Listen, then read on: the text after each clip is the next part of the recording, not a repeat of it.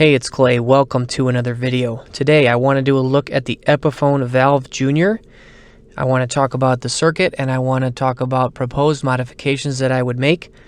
This amp is near and dear to my heart. This is the first amp project I ever undertook years ago, and it kind of sent me down the rabbit hole of modifying tube amplifiers.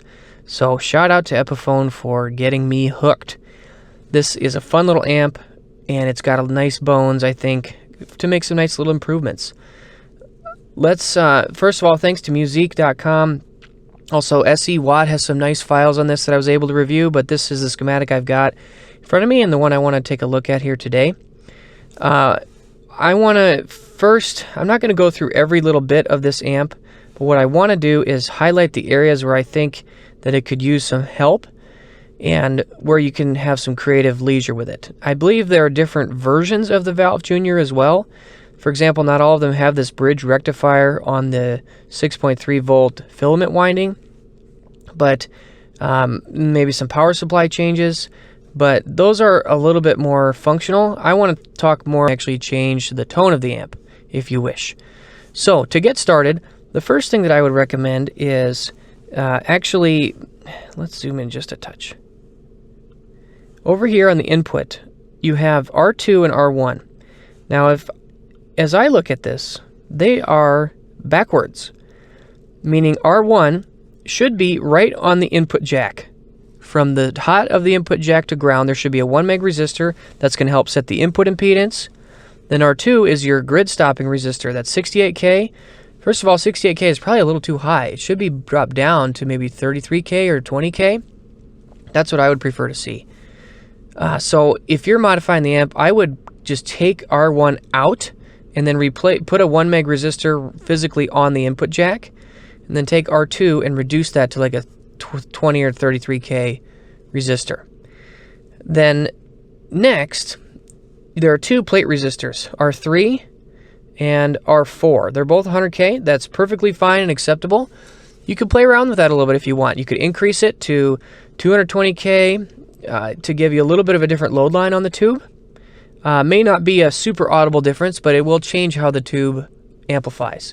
Same story with R8, the 1.5K resistor here, as well as this other one, R9, 1.5K. You could definitely change that to something a little bit different. You can go down as low as like 820 ohms, and you can go up to maybe 2K, 3K. I've even seen some Marshalls, they've got a cold clipping circuit at 10K. So something that you could play around with and find if you like it. Again, it's just going to change the load line and the bias of the tube.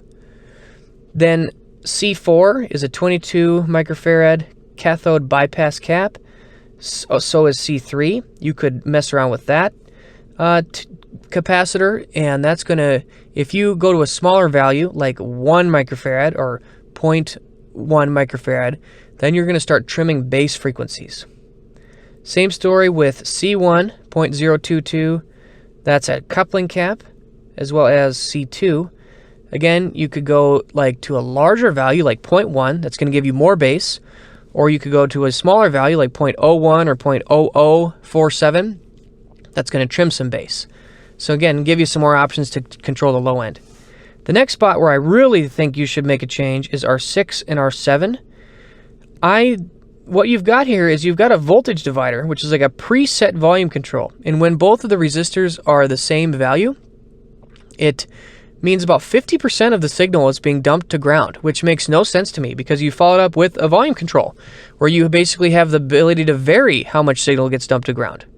So I would take out R7, and R6, you can change it with a jumper, or you can even use that as a spot to like insert a tone stack. I think that'd be a fun mod.